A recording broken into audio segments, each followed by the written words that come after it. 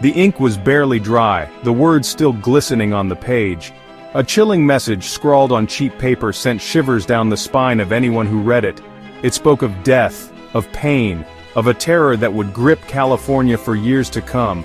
The words were a harbinger of doom, a prelude to a nightmare. The Zodiac Killer had arrived, and with him, a reign of terror that would leave an indelible mark on history. His calling card, a symbol crudely drawn, promised more to come. It was a signature that would become infamous. It was a threat etched in ink, a promise of darkness that loomed over the Golden State. This wasn't just a murder, it was a spectacle, a macabre performance that captivated and horrified the public.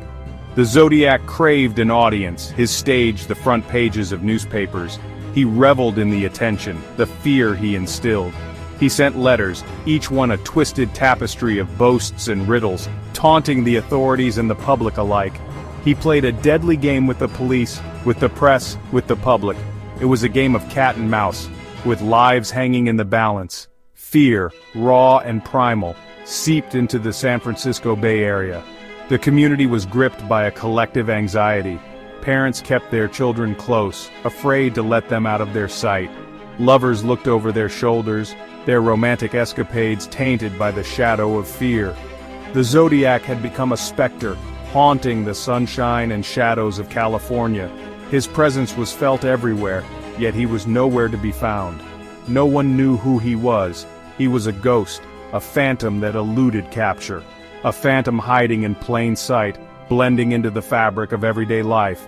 But one thing was certain, the Zodiac Killer was writing his own narrative, a story of fear, obsession, and the intoxicating allure of power. His tale was one of darkness, a chilling chapter in the annals of crime. He signed his letters Zodiac, a self-proclaimed arbiter of life and death, playing God with terrified mortals. His motives remained as elusive as his true identity. Was he driven by madness, by a lust for control, or by some warped sense of justice? The Zodiac Killer wasn't content with just taking lives. He wanted to own minds, to break spirits. His weapon of choice? Terror. He injected it into the veins of society, slowly, deliberately. His letters, filled with cryptic messages and ciphers, became a terrifying puzzle box. He taunted authorities, flaunted his intellect, and reveled in the chaos he created. Each unsolved code felt like a slap in the face to law enforcement and a promise of further violence to the public. The Zodiac was a master manipulator, pulling the strings of fear.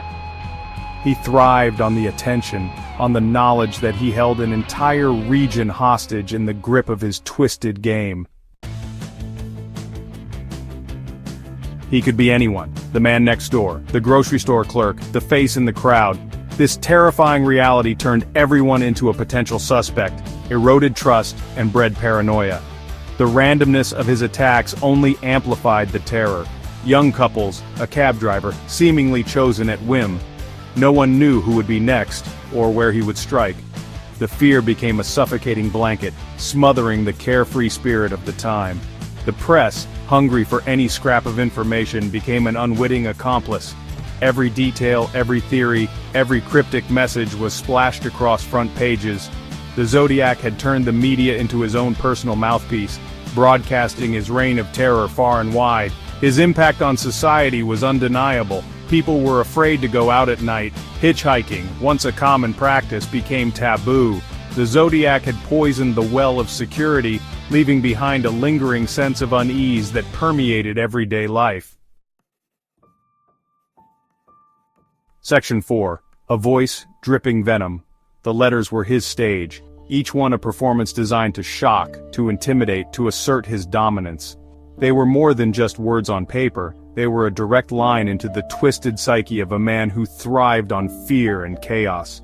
They were filled with misspellings, grammatical errors, and a bizarre, almost childish handwriting. Yet these apparent mistakes were deliberate, a calculated move to create a persona of unpredictability and madness. But behind the facade of illiteracy lurked a cunning mind, a mind that meticulously planned each letter, each word to evoke maximum terror and confusion. His tone was arrogant, condescending, even playful at times. He reveled in his perceived superiority, taunting those who sought to bring him to justice. He mocked the police, calling them blue pigs and boasting about his ability to outsmart them. His letters were a game, a deadly game where he held all the cards. He seemed to relish in the fear he instilled, drawing power from the chaos and uncertainty he created. He craved recognition, validation. Each letter was a testament to his need for attention, a cry for infamy. He demanded his letters be printed in the newspapers, threatening violence if his demands weren't met. The media, caught in a moral dilemma, often had no choice but to comply. The media, caught between ethical responsibility and the public's right to know, often complied, giving the Zodiac the platform he so desperately craved. Each publication was a victory for him, a sign that he was in control. But beyond the bravado, a darker undercurrent ran through his words, a sinister glimpse into a mind obsessed with power and control, a chilling glimpse into the mind of a killer, obsessed with death, control, and the perverse thrill of the hunt. His letters were more than just threats, they were a window into his soul. His letters weren't just communication, they were trophies, each one a testament to his power and the impotence of those who pursued him. They were his legacy, a dark reminder of a mind consumed by darkness. Section 5. The language of madness, ciphers, codes, a secret language only he understood. The Zodiac used them as a shield, a way to conceal his identity and taunt those who sought to unmask him. They were a puzzle box, enticing and frustrating in equal measure. These weren't the simple coded messages of children's games. They were complex, multi-layered, and seemingly unbreakable. Some were short, just a few lines long. Others stretched on for hundreds of characters, a jumbled mess of symbols and letters. Each cipher represented a tantalizing possibility, the key to unlocking the Zodiac's identity. They were a lifeline, a chance to finally understand the motivations of a killer and bring him to justice. But they were also a source of immense frustration. For every code cracked, more remained unsolved. The Zodiac seemed to delight in leaving a trail of breadcrumbs, only to lead investigators down dead ends and false trails. Section 6. Cracking the Code of Silence. The pressure was immense. The Zodiac Killer's cryptic messages had baffled investigators and the public alike, creating an atmosphere of fear and intrigue. The eyes of the world were watching, waiting for a breakthrough. Every news outlet covered the story, and people were glued to their screens, hoping for any new development. Teams of code breakers, both amateur and professional, poured over the ciphers, desperate to find the key to unlocking their secrets. Universities, private citizens, and government agencies all joined the effort, each hoping to be the one to crack the code. One of the first major victories came with the cracking of the 408-character cipher, so named for the number of symbols it contained. This breakthrough was a monumental step forward in the investigation.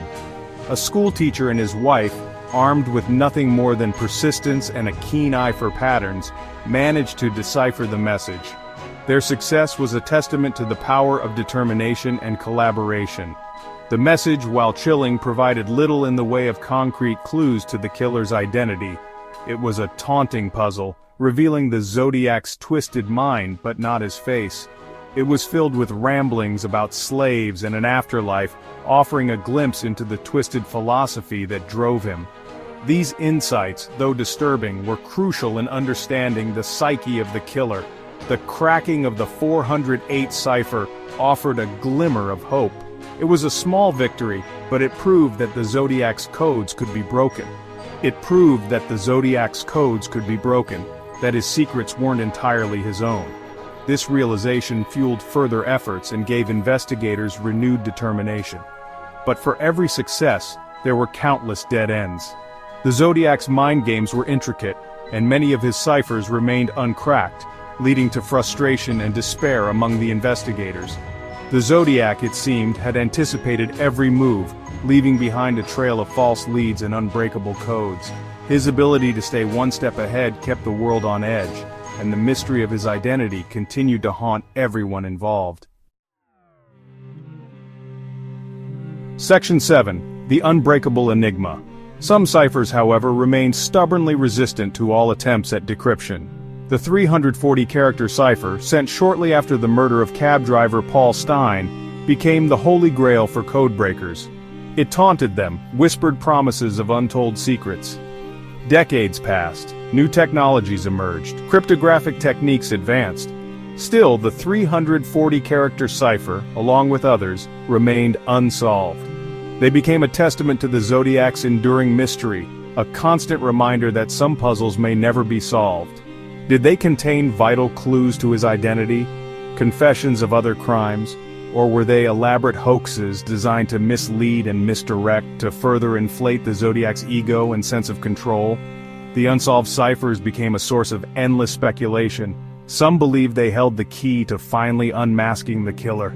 Others saw them as the ultimate expression of his power, a final, defiant act of control over a world he could no longer terrorize.